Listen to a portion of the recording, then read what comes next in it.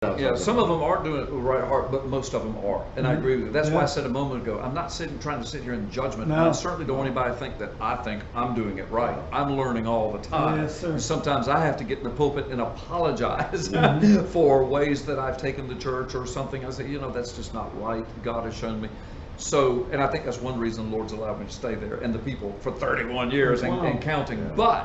But from that vantage point of being in the media, print media and television and radio and writing books and speaking in conferences and pastoring in one place for decades, it's given me a vantage point that's unique. Yeah.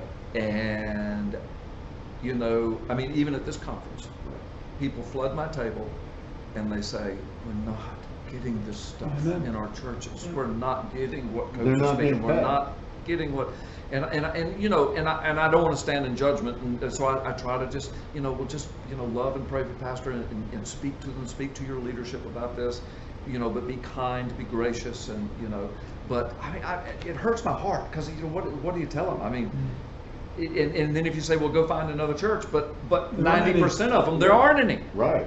You know, I mean, the 10%, you know, that they're there, but gosh, you got to look hard to find them.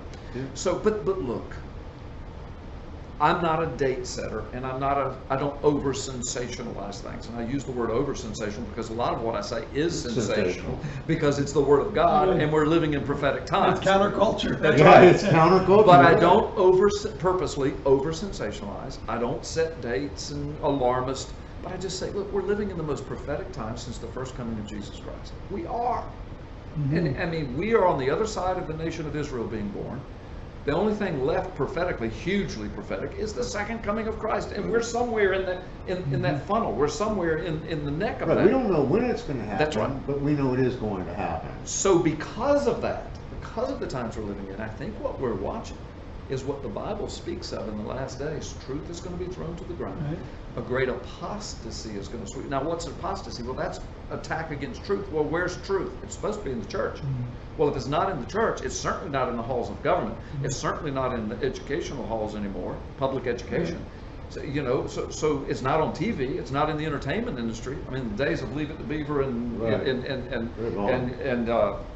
Barney Fife and all those guys, that's gone. Yeah.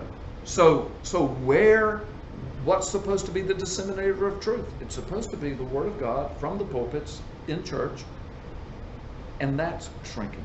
So that's where we are. And at the same time, we're watching the greatest Christian nation in statistics, anyway, that the world has seen since the time of Christ. We're watching it kind of go down, down, down, down.